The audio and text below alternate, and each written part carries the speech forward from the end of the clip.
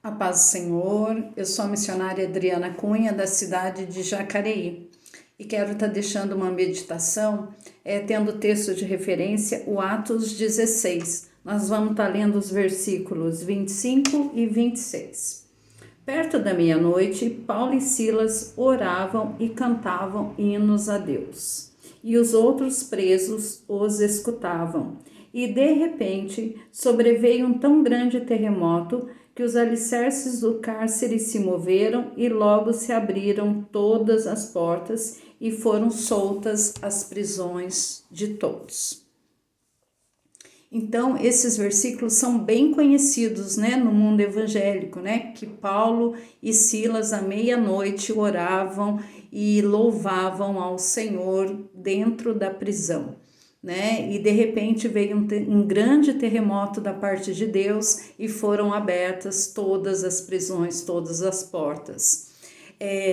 Para a gente entender melhor esses versículos, vamos contextualizar eles, né? Então, esses versículos, né, nesse capítulo, né, 16, Paulo e Silas estavam na segunda viagem missionária e eles estavam sempre ouvindo a voz do Senhor. Aonde o Senhor mandava, eles iam lá e pregavam a palavra. Aonde o Espírito Santo falava vai, eles iam. Aonde o Espírito Santo falava não vai, eles não iam, né? Então isso já nos ensina estarmos atentos à voz do Senhor. E nós estamos reconhecendo a voz do Senhor ou nós estamos nos deixando enganar? Nós estamos fazendo exatamente o que Deus nos orienta, nós estamos no centro da vontade do Senhor, porque o centro da vontade do Senhor é boa, perfeita e agradável. Né? A vontade do Senhor ela é boa, perfeita e agradável.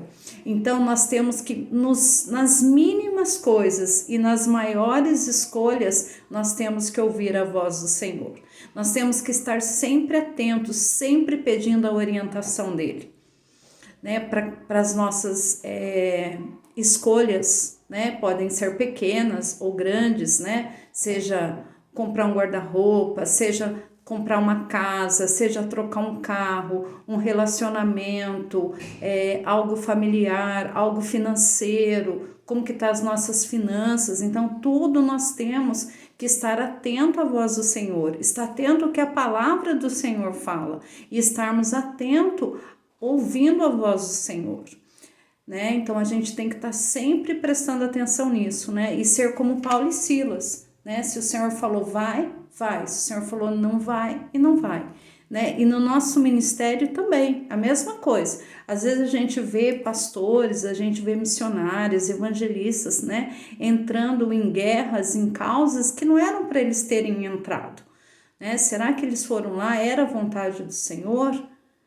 Né? Será que tudo que eles estão fazendo às vezes era vontade do Senhor ou não? Muitas vezes a gente vê que não, né? Muitas vezes a gente vê que a pessoa vai por impulso, às vezes por orgulho, por vaidade. Então que nós sejamos sempre atentos à voz do Senhor, para que a nossa vida, mesmo que ela não dê certo, né? Mesmo que algumas situações tenha tribulações, né? Tem aprovações, como teve na vida de Paulo e Silas, mas depois tem a vitória, né? Depois tem aquele propósito para qual você passou por aquela aprovação, aquele propósito, por que você passou por aquela luta.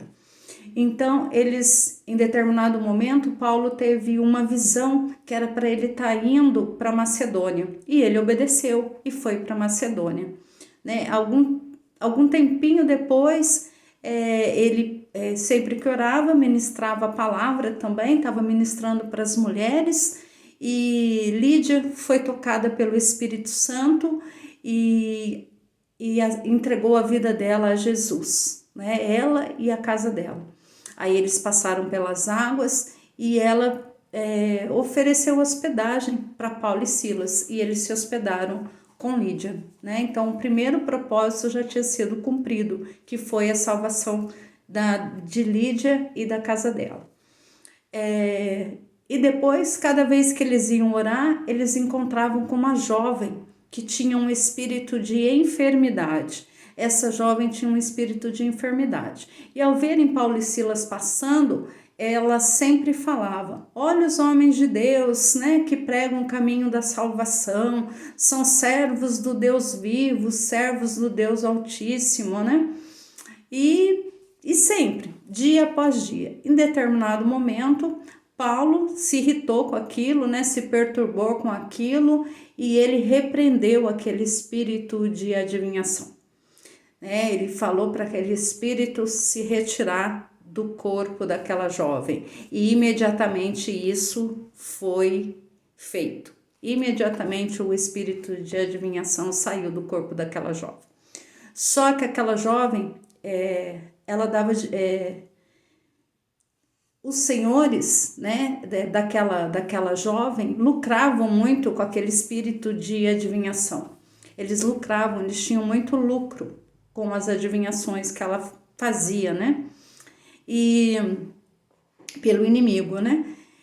E daí eles pegaram Paulo e Silas, levaram para os magistrados, e os magistrados já automaticamente já levaram Paulo e Silas para a prisão, né? Foram açoitados, bastante açoitados, ficaram machucados. E daí a gente já chega nesse versículo que eu acabei de ler, né? Que nós ouvimos. Né? À meia-noite, Paulo e Silas oravam e entoavam cantos a Deus. Então a gente viu que o segundo propósito dessa viagem missionária já tinha sido cumprida, né? Que era aquela jovem ter sido liberta, né? Daquele espírito de adivinhação que usava aquela jovem. Então ela foi liberta, né? Então era um propósito também. E daí Paulo e Silas caíram naquela prisão. E quando teve o terremoto, né, abriram-se todas as portas daquela prisão. Então esses versículos nos ensinam muito, né? Que apesar da dificuldade, apesar da tribulação, apesar da luta, apesar de qualquer situação que eu e você possamos estar passando, que a gente continue orando e entoando hinos a Deus. Enquanto eles oravam e entoavam hinos a Deus, os outros presos ouviam. Então assim é na minha vida e na tua vida. Enquanto a gente está passando por uma prova, né? Como dizia, cantava o irmão Lázaro, né? Vou passando pela prova dando glória a Deus. Vou passando pela prova dando glória a Deus. Então é assim. Né? Nós que somos alicerçados na rocha que é Jesus, nós que estamos alicerçados no nosso Deus, nós que estamos escondidos no esconderijo do Altíssimo, né? Não estamos livres de passarmos por nenhuma prova, por nenhuma luta, nenhuma tribulação, por nenhuma dificuldade, mas nós passamos dando glória a Deus. Nós passamos orando e louvando ao Senhor, para que as pessoas que estejam ao nosso entorno, elas vejam a diferença que nós somos. Nós não podemos murmurar, nós não podemos reclamar, nós não podemos, porque tudo tem um propósito, né? Como o próprio Paulo disse, né? Todas as coisas cooperam para o bem daqueles que amam a Deus. Todas as coisas cooperam para o bem daqueles que amam a Deus. Então, qualquer situação, ela tem um propósito, né? Ela tem dia, hora para terminar. E ela tem um propósito em nossa vida, na vida dos que estão ao nosso redor. Então, nós temos que passar, mas passar glorificando o nome do Senhor, mesmo na prova, orando e glorificando ao nome do Senhor. Porque quando nós oramos e nós glorificamos, nós movemos o coração do Pai, né? Houve um grande terremoto, um terremoto de Deus. Então, quando nós oramos, louvamos, adoramos, né? O poder da oração, né? A oração tem poder. Então, quando nós oramos, louvamos, glorificamos, a oração, ela move o coração de Deus e traz um terremoto, traz um de repente sobre as nossas vidas, e aquela situação, ela chega no final, entra a vitória, né? Nós recebemos a bênção através da oração. Eu até pus como tema, né, nessa meditação, oração e adoração promovem a abertura de prisões espirituais, né? Oração e adoração né? Elas promovem aberturas de prisões espirituais. Então pode ter caminhos fechados em nossas vidas, podem ter, a gente está orando por salvação de pessoas e a pessoa ainda está numa prisão espiritual, mas através da nossa oração e da nossa adoração, essas prisões espirituais, elas são abertas, né? Elas são abertas. Então, o milagre que a gente ora, o milagre que a gente clama, ele recebe a vitória, né? O milagre que a gente recebe o milagre. Então a gente ora, a gente busca, a gente clama, né, pelo milagre, o milagre se realiza, o milagre se concretiza, seja na área que nós estamos orando, pedindo. Talvez você precise de uma cura física, uma cura mental, uma cura espiritual, talvez seja na área das finanças, talvez seja uma situação familiar, talvez seja ministerial.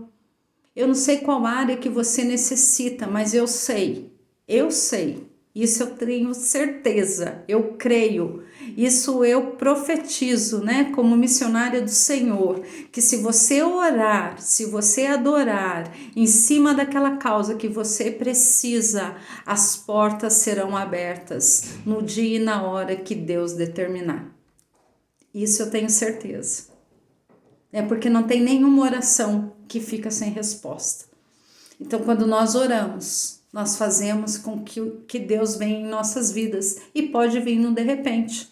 Pode se demorar mais, mas pode ser como foi na vida de Paulo e Silas. Eles oravam, adoravam e de repente já veio um grande terremoto. E quando sobreveio esse terremoto, o carcereiro ficou desesperado, porque ele tinha recebido ordens expressas para que não deixasse aqueles homens escaparem.